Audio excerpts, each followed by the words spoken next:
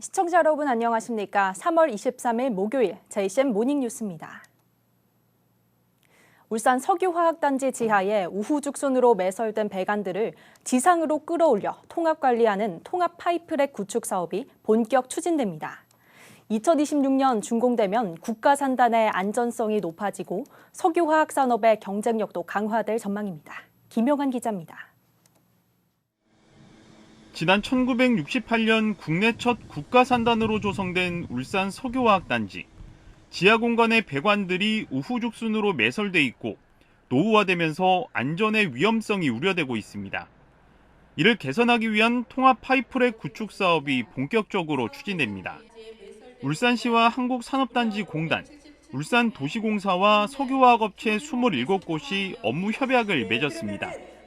참여 기관과 기업은 통합 파이프랙 구축 관련 인허가 지원과 전문성 강화 등에 적극 협력하기로 했습니다. 통합 파이프랙은 지하에 매설된 배관들을 지상으로 끌어올려 3.55km 길이의 구조물을 설치해 통합 관리하는 사업입니다. 국비와 민자 등 709억 원이 투입되며 2026년에 완공될 예정입니다. 통합 파이프랙은 산업단지 내 원료와 완제품, 부산물과 증기, 에너지 등을 실어 나르게 됩니다. 파이프랙 구축이 완료되면 기업 간 원료와 제품의 상호 공급이 원활해지고 기업의 공장 증설 어려움도 해소될 전망입니다.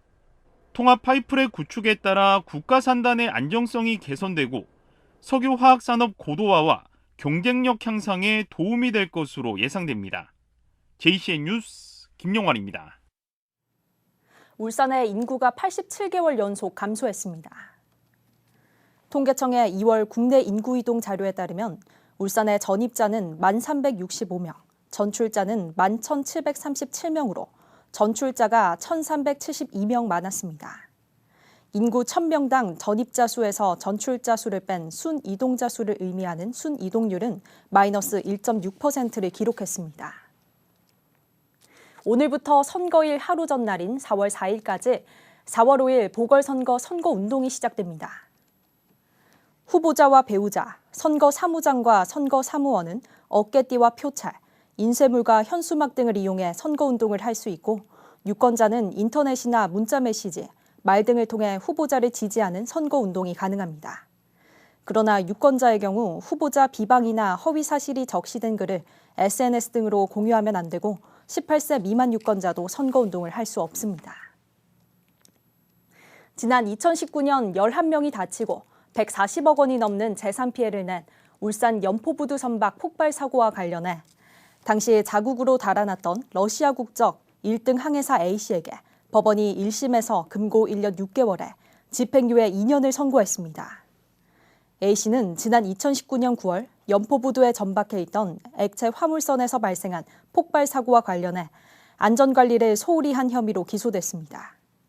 사고 당시 화염이 수백 미터까지 치솟으면서 울산대교 주탑 케이블이 불에 그을리는 등 140억 원이 넘는 재산 피해가 났고 선원 등 11명이 다치기도 했습니다. 사고 이후 자국인 러시아로 도피했던 A씨는 경찰의 설득에 뒤늦게 자수해 지난해 8월 국내로 송환됐습니다. 울주군이 벚꽃 축제를 앞두고 작천정에 들어선 불법 노점상들을 강제 철거했습니다. 당장 올해 벚꽃 축제 기간 영업을 하지 못하게 된 노점상인 200여 명은 대책 없이 철거를 강행했다며 강하게 반발했습니다. 구현희 기자가 현장 취재했습니다. 울산의 벚꽃 명소 중 하나인 작천정. 이른 아침부터 공무원과 경찰 등 100여 명이 집결했습니다. 이달 말 열리는 벚꽃 축제를 앞두고 들어선 불법 시설물을 강제 철거하기 위해서입니다. 지금부터 바로 행정 대집행을 진행하도록 하겠습니다. 하지만 시작과 동시에 상인들의 반발에 부딪힙니다. 코로나 때문에 사람이 뒤져가 나가고 하는데 여름이가 빠지냐고. 급기야 텐트 기둥마다 상인 한 명씩 달라붙어 철거를 저지합니다. 나 죽을게 여기서! 물건값이 1,000배라도 넘어!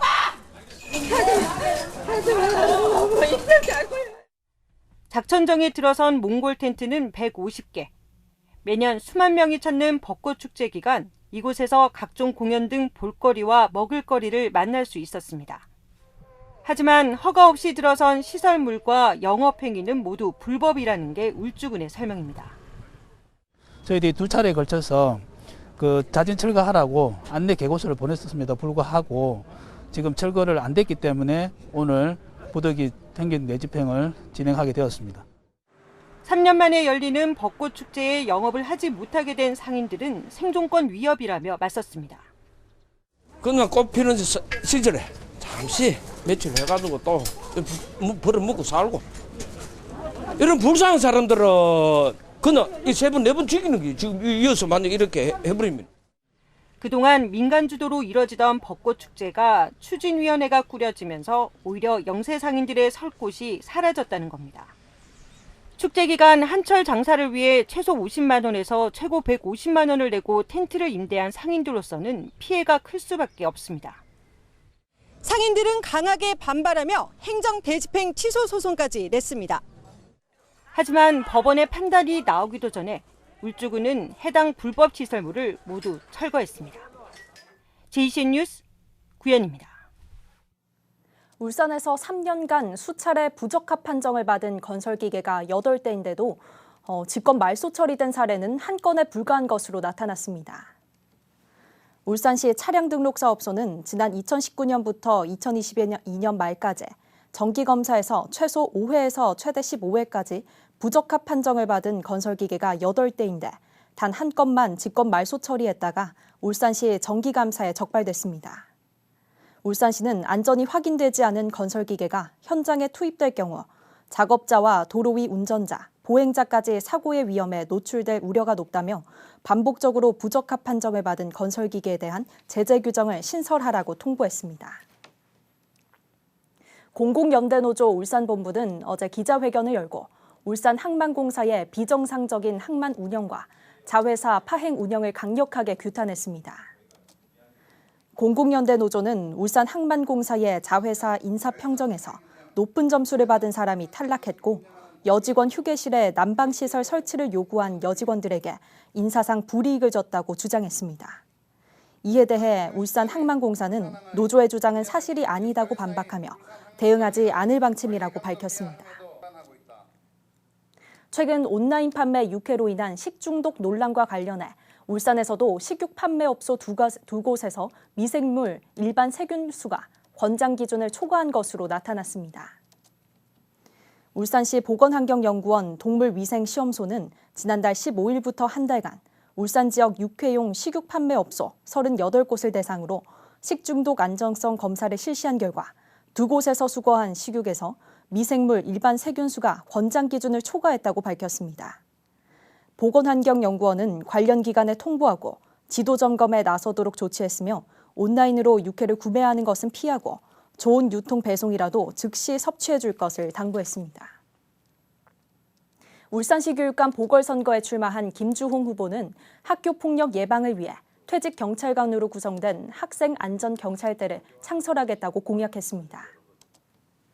김 후보는 학생안전경찰대가 학교 안팎을 상시적으로 순찰해 학교폭력을 예방할 수 있고 교통지도도 실시해 학생들의 안전을 확보할 수 있도록 하겠다고 밝혔습니다. 김 후보는 이어 학생들의 등하굣길 안전을 위해 학원 차량과 승용차 정차 공간 드롭존을 설치하겠다고 약속했습니다. 울산에서 미신고 개인과외를 운영하다 적발되는 사례가 해마다 증가하고 있는 것으로 나타났습니다. 강남교육지원청과 강북교육지원청에 따르면 울산 지역 미신고 개인과외 운영 적발 건수는 지난 2020년 3건, 2021년 4건, 지난해 8건으로 해마다 증가하고 있는 것으로 나타났습니다. 개인과외 교습자는 주소지 관할 교육지원청에 인적사항과 교습 과목, 장소와 교습비 등을 신고해야 하며 위반할 경우 1년 이하의 징역이나 500만 원 이하의 벌금에 처해집니다. 현재 등록된 울산 지역 개인과외 교습자는 2,400여 명입니다. 오늘 울산 지역 1학년에서 3학년 고등학생들이 올해 첫 고등학교 전국 연합 학력 평가를 치릅니다. 서울시 교육청이 주관하는 이번 평가에 울산에서는 46개 고등학교 재학생 26,900여 명이 응시합니다. 특히 3학년 학력 평가는 수능 시험 출제 방향과 같은 형태로 시험 문제가 출제되며 시간과 장소, 감독과 채점 절차 등 최대한 수능과 비슷하게 진행됩니다. 현대중공업이 세계 최초로 대형 엔진 생산 누계 2억 마력을 달성했습니다. 고품질 선박 엔진 제작으로 세계 선박 시장에서 우위를 점하게 되며 조선업 재도약이 기대됩니다. 김나래 기자입니다. 건물 6층 높이 엔진이 힘차게 가동됩니다. 친환경 선박에 탑재되는 7만 마력급 대형 엔진입니다. 현대중공업이 세계 최초로 대형 엔진 생산 누계 2억 마력을 넘겼습니다. 차량과 비교할 경우 중형차 약 125만 대가 내는 힘과 같습니다. 1억 마력을 넘기는데 31년이 걸렸는데 2억 마력 달성은 13년밖에 걸리지 않았습니다. 현대중공업이 만든 엔진이 전 세계 선박의 3분의 1을 차지한다는 것을 의미하고요. 현대중공업이 선박 엔진 시장의 최대 엔진 메이커임을 의미합니다.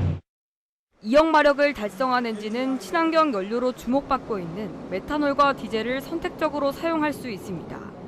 세계 최초 초대형 메탄올 추진선인 머스크의 16,000TEU급 컨테이너선에 탑재될 예정입니다. 현대중공업의 대형 엔진 세계 시장 점유율은 36%로 1989년부터 34년째 세계 1위 자리를 지키고 있습니다. 중형 엔진 분야에서도 30%의 점유율로 세계 1위를 차지하고 있습니다. 현대중공업은 LNG와 LPG, 메탄올 등 친환경 연료 엔진뿐만 아니라 수소와 암모니아 연료 등 차세대 연료 엔진 분야에서도 선도적인 기술력을 강화해 조선 산업 재도약을 이끌겠다는 방침입니다. JCN 뉴스 김나래입니다. 울산 상공회의소는 어제 울산상위 회의실에서 제50회 상공의 날 기념식과 제35회 울산 상공대상 시상식을 동시에 열었습니다. 이 자리에서 상공의 날 유공자로 주식회사 유백 김성열 회장의 철탑산업 훈장을 전수받았으며 일진기계 최성훈 상무이사와 우창-ENC 이진섭 대표이사가 울산광역 시장상을 각각 수상하는 등 모두 11명이 수상했습니다. 이어서 제35회 울산 상공대상 수상자 3명에 대한 시상식도 열렸습니다. 이 자리에서 이윤철 울산 상공회의소 회장은 선도적인 경영 혁신과 끊임없는 기술 개발로 수상의 영예를 아는 분들을 축하한다며 울산상위도 적극적인 규제 개선과 기업 지원을 하겠다고 말했습니다. 울산시는 어제 시의회 시민홀에서 2023년 세계 물의 날 기념식을 개최했습니다. 어제 행사에서 이명숙 울산환경문화예술협회 대표이사와 김신자 태화강 시민환경감시단 부회장, 최복자 태화강 보전회 부회장 등 7명이 하천 수질 정화 활동 공로를 인정받아 울산시장 표창을 받았습니다. 울산시는 가뭄 등의 기후 변화로 물 부족 현상이 심각해지고 있다며 시민 모두가 일상생활 속 작은 습관으로 물 전략 실천에 동참해 줄 것을 당부했습니다. 부산과 울산, 경남 지역의 광역철도와 도로망 구축 등 상생을 위한 부울경 초광역 경제동맹 추진단이 오는 29일에 출범합니다. 추진단은 부산시에서 5명, 울산시와 경상남도가 각각 3명씩 파견해 11명으로 구성됩니다. 부울경 특별연합 대신 추진하는 부울경 경제동맹은 지난 17일 부산시의회에서 행정기구 설치 조례안이 통과됐으며 부산시청에 사무실이 설치됩니다. 울산 동구의회는 어제 임시회를 열어 울산광역시 동구 하청 노동자 지원 조례안을 수정 가결했습니다. 이 조례안은 하청 노동자의 권익을 보호하고 증진하는 내용이 담겼으며 지역 노동단체와 진보 3당에 주민들의 동의를 받아 지난해 동구의회에 제출한 동구지역 첫 주민 청구 조례입니다.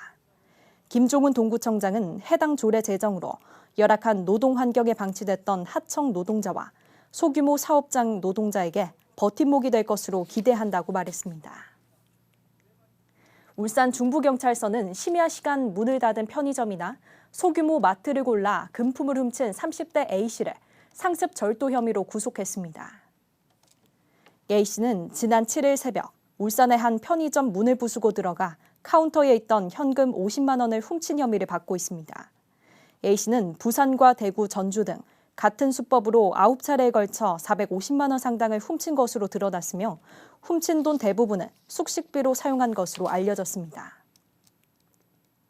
울산 남부경찰서가 지역의 지리적 정보를 현장 학습할 수 있는 교육 콘텐츠인 로드 챌린지를 개발했습니다. 그동안은 단순히 지도에 답안을 표시하는 수준에 그치면서 지리 정보를 정확히 알지 못해도 점수를 받을 수 있었고 실제 신고를 받고 출동할 경우 실효성이 떨어진다는 지적을 받았습니다. 남부경찰서가 개발한 로드 챌린지는 2인 1조로 구성된 순찰팀이 일주일 동안 지리학습을 선행한 뒤 전자기기 반납 후 최단 거리와 시간 안에 도착해야 하는 미션을 진행하는 교육 콘텐츠입니다. 울산경찰청은 해당 프로그램을 전국으로 확대 추진할 계획입니다. 울산해양경찰서는 어제 사단법인 한국사회복지정책연구원에 전산 장비를 무산 기증했습니다. 기증한 물품은 울산 해경에서 사용하던 행정 업무용 컴퓨터 72점과 프린터기 등 전산 장비 86점입니다. 기증된 전산 장비는 장애인 직업재활기관과 저소득층, 소년소녀가장 등 소외계층에 전달될 예정입니다. JCN 모닝뉴스를 마칩니다. 함께해 주신 여러분 고맙습니다.